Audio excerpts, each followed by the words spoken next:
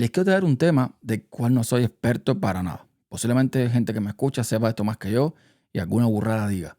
Pero que me puse a buscarlo y les voy a decir lo que encontré básicamente. Y es que estaba hace unos días en alguna red social, no sé si en YouTube o no sé dónde estaba, y me apareció un video sobre combates navales en el Coliseo Romano. Y yo me quedé de piedra. ¿Cómo? Pues sí, esto se conocía como naumaquia o naumaquía, no tengo idea. Y te voy a contar más o menos de en qué consistía. Soy Néstor Acosta, esto es Como Pienso Dios, un poco donde cuento las cosas, cómo las veo, cómo las creo, cómo las vivo. Y resulta que aparentemente este espectáculo era el más costoso, complejo y salvaje en todo el Imperio Romano. Ríete tú de Espartaco, los gladiadores y todo el cuento. Bueno, la historia es que esto, como digo, se llamaba naumaquias o naumaquías, del griego naumaquiae, así como se dice, que significa combate naval. Y no eran siempre representaciones teatrales, eran batallas reales, auténticas, donde morían miles y miles de personas. Entonces, aquí viene lo curioso. ¿Cómo es que lo hacían? ¿Cómo que el Coliseo Romano? ¿De qué me estás hablando? Bueno, básicamente, habían dos formas de hacer estas naumaquias. Voy a decirlo así. No sé si es así o naumaquia, pero voy a decir naumaquia. Primero, en los lagos artificiales. Evidentemente, era mucho mejor, más fácil, en los grandes lagos artificiales que habían alrededor del Tíbet hacer este tipo de eventos. Julio César, por ejemplo, organizó la primera de las naumaquias, que tiene registro en el año 46 a.C., en un estanque excavado para la ocasión. Y Augusto y Claudio hicieron lo mismo. De hecho, la naumaquia de Claudio en el lago Fusino dice que movilizó a 19.000 combatientes y un centenar de barcos. Esta, digamos que era la forma fácil. La forma difícil, la más compleja, era inundando los anfiteatros. Y sí, esto yo creo que es lo que más sorprende. El mismísimo Coliseo de Roma albergó combates navales en sus años iniciales bajo los mandatos de los emperadores Tito y Domiciano. Y aquí es donde a mí me maravilla la capacidad del ser humano para hacer cosas a pesar de que se usen para cosas que no son. Resulta que inundar y vaciar una estructura del tamaño del Coliseo, el anfiteatro Flavio, sin la tecnología moderna, parecía un milagro, pero los ingenieros romanos lo lograron utilizando las dos herramientas en las que eran maestros absolutos, la gravedad y la presión hidráulica. Para entender cómo funcionaba esto, también hay que recordar que el Coliseo se construyó sobre el terreno de un antiguo lago artificial que formaba parte de la Domus Aurea, ese gigantesco palacio del emperador Nerón. Esto significaba que la zona ya era el punto más bajo del valle y contaba con una infraestructura hídrica previa muy avanzada. El proceso de inundación, paso a paso, era el siguiente. El foso del Coliseo requería aproximadamente entre 3 y 4 millones de galones de agua, unos 11.000, de 11.000 a 15.000 metros cúbicos. Esto para alcanzar una profundidad de 1.5 metros, que era suficiente para que flotaran los barcos que tenían los fondos planos. El suministro de agua no venía del río Tíber directamente, sino de un ramal de Aqua Claudia, o sea, uno de los acueductos más importantes de Roma.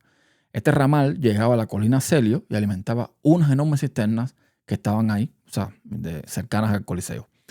Desde la cisterna de almacenamiento, el agua caía por gravedad a través de 4 grandes conductos de mampostería revestidos de plomo situados en los ejes principales del anfiteatro.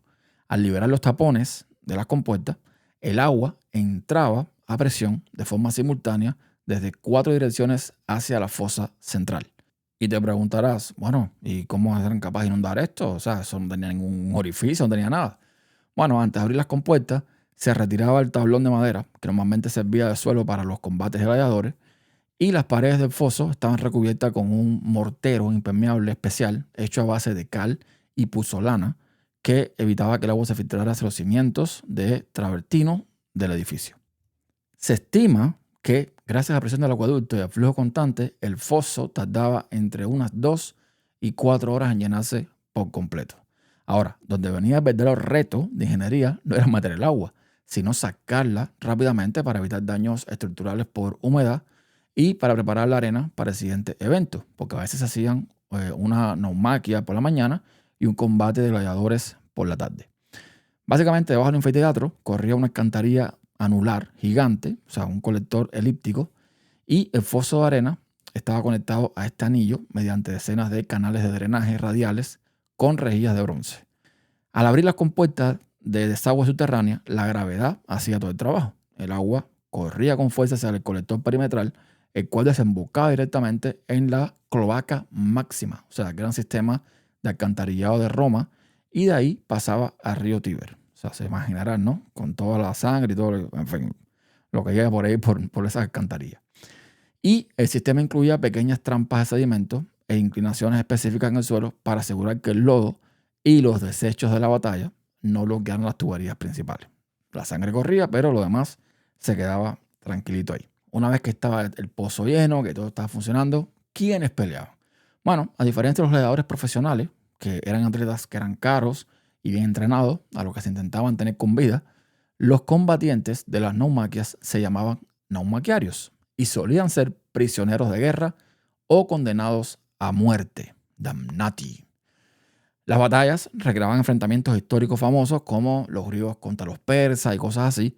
No había rendición posible, los barcos se embestían, se abordaban y los hombres luchaban a muerte hasta que un bando era completamente exterminado o el emperador decidía otorgar clemencia a los supervivientes por su valentía.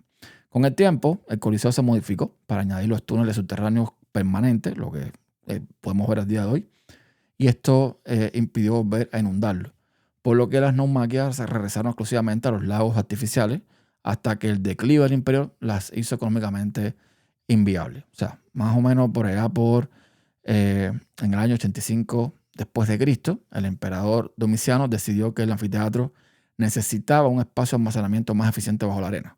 Así que construyó el hipogeo definitivo, o sea, una estructura permanente de muros de ladrillo, celdas y montacargas mecánicos que hoy en día son visibles en el centro del monumento. Los que han ido sabrán de lo que estoy hablando.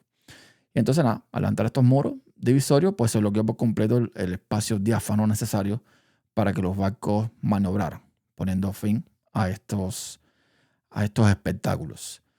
Y, claro, claramente los barcos eran reales, lo que a una escala un poco menor para que pudiesen caber muchos de ellos dentro del anfiteatro y tener este evento. Pues, ¿qué les parece? Yo no lo sabía. Jamás imaginarme que esto sucedía. Tampoco, no recuerdo haber visto series o películas donde se muestren estos combates navales dentro del Coliseo. Pero sin duda es un dato muy curioso. Así que nada, gracias por escuchar y hasta un próximo episodio.